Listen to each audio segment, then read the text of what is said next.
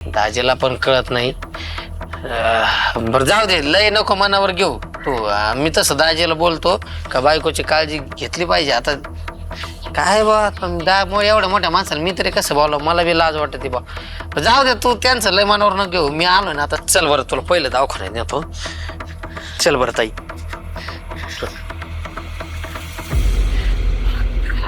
कुठं निघाली? अहो काय नाही, ताईला दवाखान्यात घेऊन चाललो होतो. आता तुम्हाला न्यायला वेळ नाही म्हणलं तर आलोच, तर मीच घेऊन जावं. अहो तिचं एवढं दुखतंय, तिला फोन लावले तर फोन सुद्धा उचलता येणार तिला. आणि तुम्ही दाची लक्ष सुद्धा द्यायनात माझ्या ताईकडं. तिला बोललो होतो की मी जाऊ म्हणून. तिला आता क्लासमधून आणायला गेलो होतो.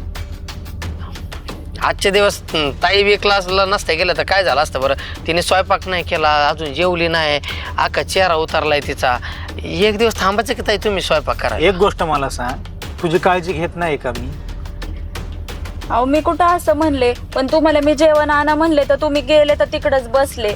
अगं मी कुठं फिरायला नव्हतो गेलो, मी हिला क्लासमधून आणायला गेलो होतो.